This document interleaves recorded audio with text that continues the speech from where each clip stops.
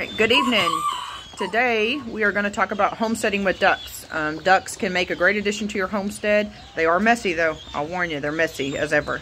They're not only good for eggs though, but they're also good for meat.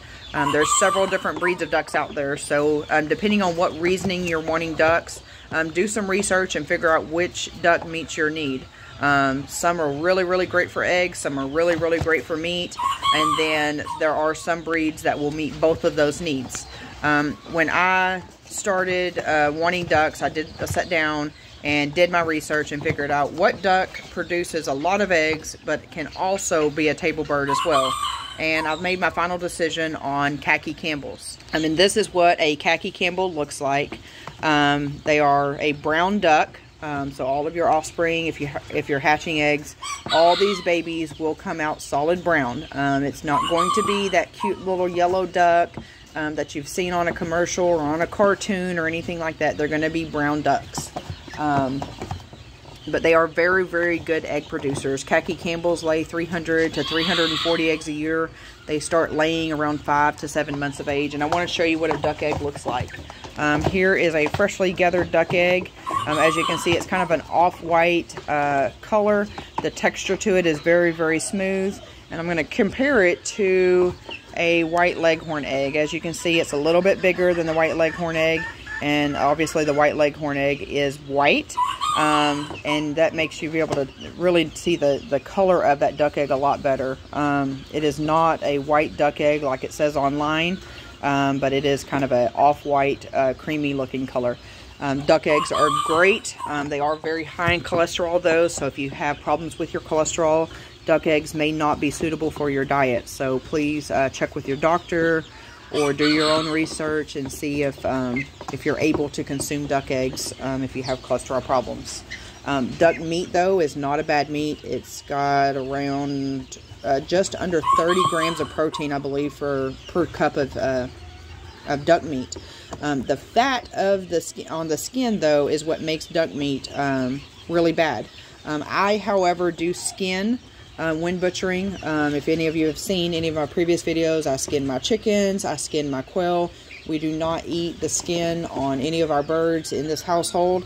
So skinning ducks, in the future, I'll be making a video of how to butcher a duck skin off. And I'll be posting that, but and I might do it when I do this particular batch. This batch of ducks that you're seeing here, I do not typically keep them in this little bin. They are moving from the brooder out to my grow out pen. And here in a couple months, we will be butchering these ducks to put in the freezer to have food for our household. The amount of meat that you can expect for a khaki Campbell to produce is about 3 to 5 pounds of meat. As far as gender, it is very hard to tell gender on khaki Campbells up until a certain age.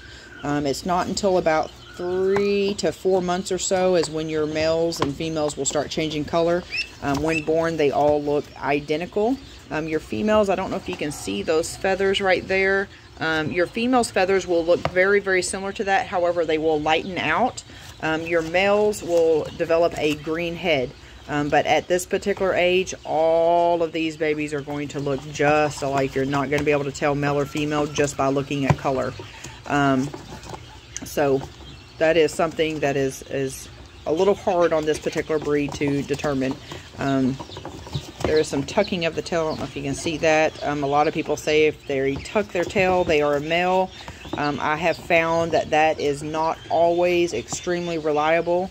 It's kind of like looking at the feathers of a chick. As a day-old chick, it's not always reliable. You're going to have some that kind of throw that curveball at you, and you think you have a male, but it could end up being a female or vice versa. One question that I get, because I do also sell ducks from a lot of my customers that buy ducks from me, is they want to know if ducks have to swim. And technically, that answer is no. However, they are at their happiest when they're swimming, but do not let that discourage you. If you do not have the ability or the space to have a big pond or even a small pond where ducks can swim, go buy one of those little blue swimming pools. Go buy a larger trough type thing that you can find at most feed stores. that will allow the duck to be able to get in it. One of the requirements for ducks is that they need to keep their head, their eyes, their beaks, and their nostrils wet. So just make sure that it is big enough for them to get into and be able to dunk their heads and keep those areas wet as they need to. But yeah, they don't have to swim. They are happy though when they're swimming, but it's not necessary, especially if you're raising them for meat. Do not go through the trouble of getting or digging a pond or anything like that. If you're just going to grow them out and butcher them, keep them happy while you can, but it's not necessary. Let's see, what else can we talk about with ducks? The only other thing I can think of is to remind you just how messy they are. They are going to create a huge mess. It's unbelievable. They can take a regular water and empty that water within a couple of hours, and it's not because they actually drink it.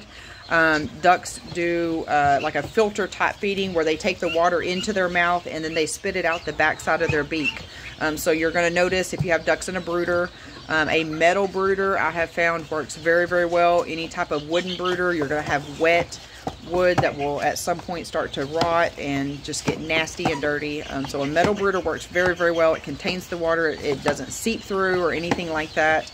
I use 6-foot galvanized water troughs actually for my brooders for my ducks, and then for my smaller ones I'll put them in usually a 28-gallon metal galvanized brooder as well. It works wonderful, and it will save you a lot of headache, trust me. You're going to have water all over the floor. It's not going to be fun. Not fun at all. But yeah, that is one of the disadvantages of ducks, is how messy they are. They love the mud. You're going to have muddy eggs from time to time because they just love to play in the water. It's like the water, it calls them to it. They immediately from birth know exactly what to do with water. They know that they're supposed to be in it. They know that their body loves it. But yeah, that is a little bit about homesteading with ducks. I hope this video has given you a little bit of understanding, especially for khaki Campbells. I think that khaki Campbells are great egg layers, but okay table birds as well. So it is a good breed to start with if you're wanting meat and eggs both, like we do for our household. Raising multiple types of ducks may not be possible for you, depending on where you live and how much space you have. So if you have to settle on one, I highly suggest khaki Campbells. They have done us very, very well. But thank you for watching this video. I hope you like it, and please subscribe.